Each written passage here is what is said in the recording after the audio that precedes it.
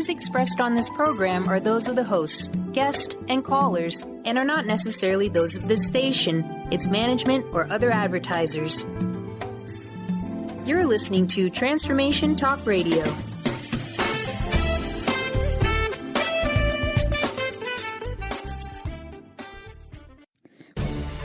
Get ready for a game changer. Sarah Westall is bringing you Business Game Changers Radio. Mondays at noon Pacific, 3 Eastern, Sarah will bring you leading experts, visionaries, and newsmakers who provide the best commentary on big issues and cutting-edge innovations. Sarah's 20 years as a business executive will help you think like an entrepreneur with expertise, energy, and attitude. Now here's your host, Sarah Westall.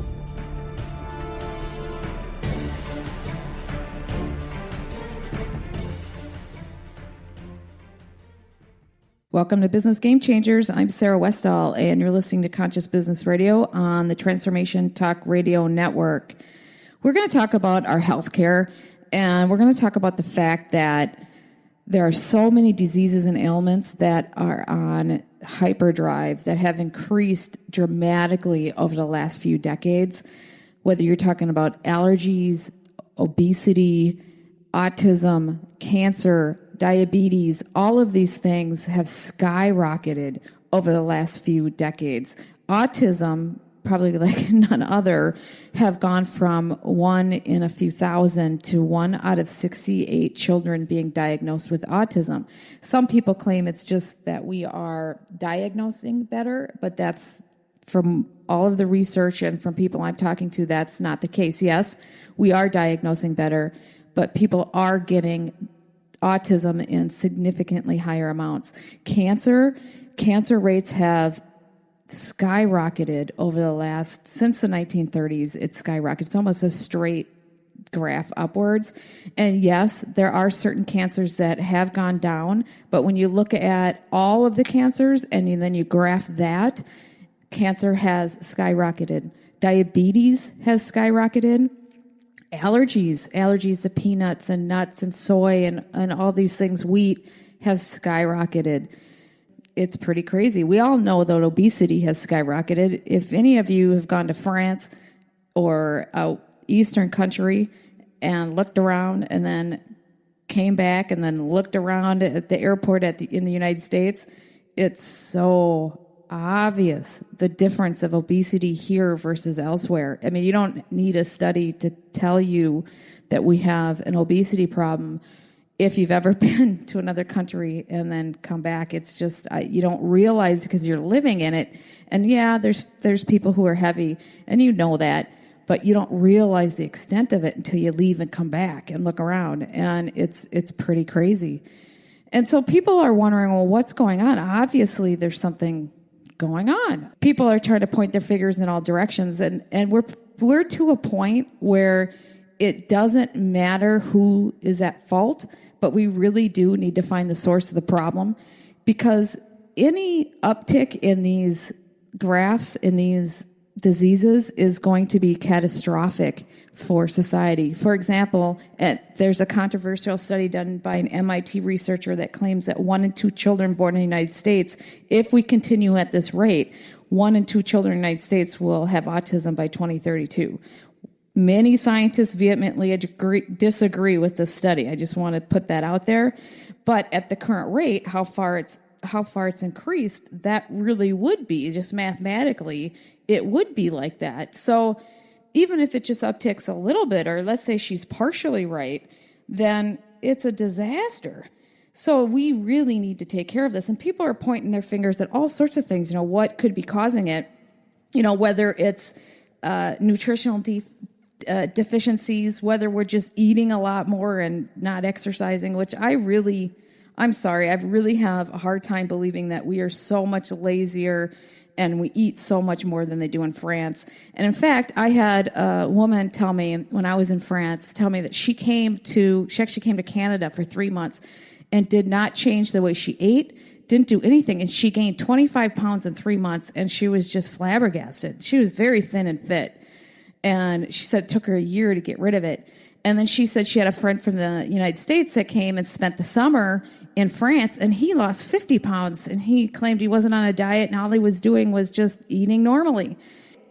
Granted, that's a study of two, and it's just me talking to people, but when you look around at a country and you see all these thin people, I have a hard time believing that in the United States we're so much lazier and we eat so much more than everybody else. I think people are people wherever they are. But people are blaming other things too, toxins and chemicals in our environment, the number and quality of our vaccines, fluoride in the water, genetically modified food, pesticides, and they're even blaming electromagnetic waves from our phones and technology. I don't know where all this stuff is coming from, but we definitely have a problem, and we need to look at all the different possible sources and look at any reasonable solution and take it seriously. And right now we have the alternative media, and we have people who are the mainstream are calling anybody who looks at this quacks.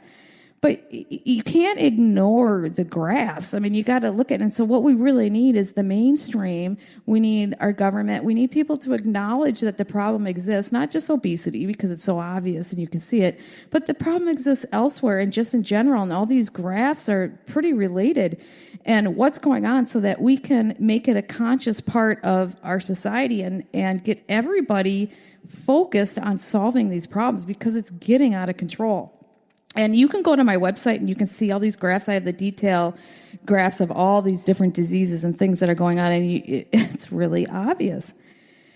And, we do have to be careful because the people who are benefiting from the way it is right now, they don't want to admit that there's any problem because they make a lot of money off of it. And then the people who have all these solutions, well, they might come up with all these solutions that aren't really all that great either because they make money off of it. So, of course, people are concerned either way of who do you believe.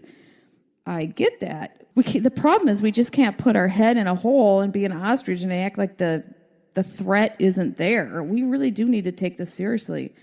Well, we have a guest today that is one of the leading nutritionists and pioneer in the field of looking at all this stuff. His name is Dr. Ted Breuer, and he has advised many people such as President Bush, Colin Powell, both Doles, Elizabeth and Bob Dole, and Zig Ziglar, and he's been on the stage with all these people, and he is an advocate of eating well and watching what you're putting into your body.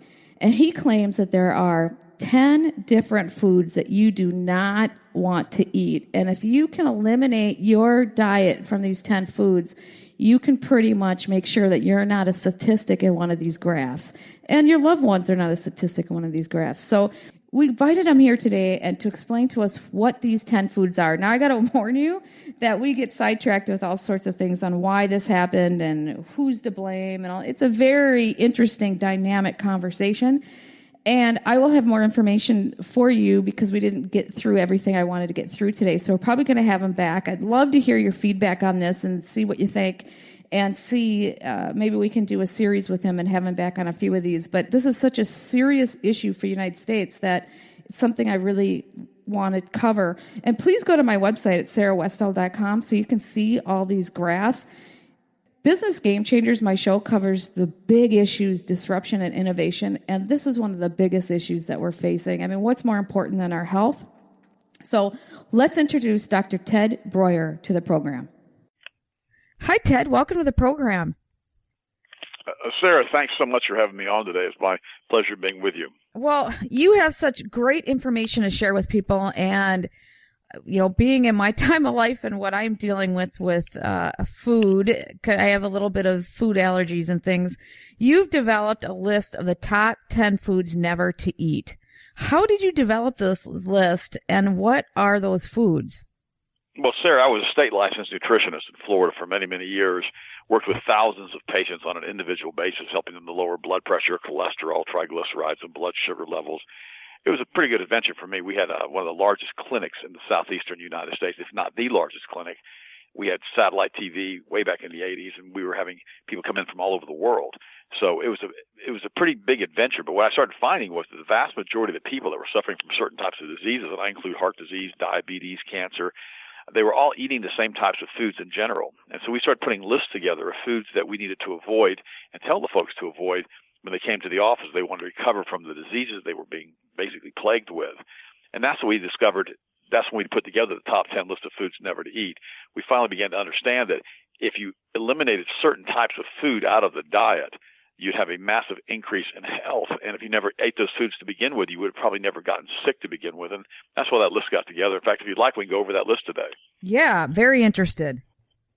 Number one food we tell people never to eat are the high-fat luncheon meats. I include bacon, sausage, ham, pepperoni, and hot dogs in that category. Oh, they're so good, though. Oh, no. You're absolutely right. In fact, my favorite meat used to be pork, but I won't touch it anymore. In fact, the World Health Organization came out last year and said that pork was one of the primary causes of cancer globally, and that you should really avoid eating pork. And what's interesting about this is all of these types of luncheon meats, whether it's pork or beef or anything that are processed, contain a compound called sodium nitrite. Sodium nitrite reacts to stomach acid to form nitrosamines, which are one of the most effective agents known to man for producing malignant intestinal tumors. In fact, if you actually eat a lot of the sodium nitrite in your diet on a regular basis, you actually increase your risks of pancreatic cancer way up to 60 times. Oh, so wow. what we finally learned is this, these are just unhealthy meats. In fact, in some cases, there's actually a certain percentage of rat or rodent hair in sausage meats. Now, Sarah, we know that rats don't get haircuts. You don't have the rat going to the barber shop with a little cloth draped around them getting trimmed up. So in some cases, these rats are actually falling into the grinding vats, and we have no idea that we're eating this cooked rat. So what I always tell people is this, if you go to the baseball game and you see a hot dog and you look down to the next level down, it says, rat on a stick. It's about the same thing. These are just bad foods and you shouldn't put them in your body. Well, if you get bacon from a processor that grows them, like grass, no hormones, I mean, if you're really careful about the processing, does it matter or not much? Not really. In fact, if you look in the Biological Therapy, Volume 1, Number 2, 1983, by Professor Hans Reckwig, it's called The Adverse Influence of Pork Consumption on Health. He lists, several dozen diseases that are directly transmitted from pigs into humans, and side effects from pigs into humans, and health problems from pigs to humans, and why meat is so bad for you to eat. That's a great article to pull up. I think it was done back in 1983. So what I always tell folks is this: even if you cook the pork, let's say it has trichina larvae in it, and you decide you want to make sure you cook the pork to get rid of all the trichina larvae. Well, the trichina larvae is microscopic; you don't see it anyhow. But what is trichina larvae? It's a bug that's in the pork. It can cause trichinosis, which is like a muscle disease. These parasites get inside of your muscle. But what's crazy about all this is that, even if you cook it well enough to kill the trichina larvae, you're still eating dead trichina larvae in the pork. I mean, why would anyone want to eat the dead parasites? And that's what people don't really think through. I'm going to cook it, make sure I kill all the bugs in it. Well, okay, now you're eating the dead cooked parasites. And so we always tell folks, just stay away from the high-fat luncheon meats. They have too many side effects. Now, here's some alternatives. If you go to the health food store, you can go get yourself some turkey hot dogs without any sodium nitrite. That's all right. Even the beef hot dogs without sodium nitrite are okay. But what you need to remember is this. I mean, you've got to avoid the chemically processed luncheon meats. And it doesn't matter what it is, if it's ham, bacon, sausage, pepperoni, hot dogs, any of those things need to be avoided if they contain the sodium nitrite. And you need to only be eating the organic versions, either of beef or turkey. You kind of need to avoid that pork altogether. Now, it makes it tough for me because I was raised eating a lot of pork. I actually love pork. I don't eat it anymore. When I was 27 years old and right out of graduate school at Florida State University, I came down with heart disease, Sarah. I almost died from it. I was in bed for almost 3 months. It was a condition called pericarditis, and it was an inflammation of the pericardial sac around the heart. I went to numerous specialists in Tallahassee, and I wasn't getting better. Finally, I had a friend of mine. He was a naturopathic physician out of Daytona Beach, Florida. He came to see us for a Miami, Florida State football game. And he said to me, he says, "Man, the biggest problem you got, Ted, is that you're eating too much pork." Because we had ordered a pizza, and then with pepperoni on it. And I'm picking, he's picking off the pepperoni, and I'm taking the pepperoni. He's picking off and putting it back on my pizza, thinking, "Why are you wasting this great pepperoni?" And he goes, "Man," he says, "I don't eat pork products." And sure enough, I started changing my diet, got off the coffee, I stopped eating the pork, and I started gradually recovering. And finally, I got better. This is a very serious disease that people actually die from. Yeah. And I became deathly ill with it. So, I mean, I was blessed to be able to to find Jeff and to be able to get healthy again because the doctor simply didn't know what to do. Now they have a lot of different alternative treatment protocols for pericarditis, including cocaine.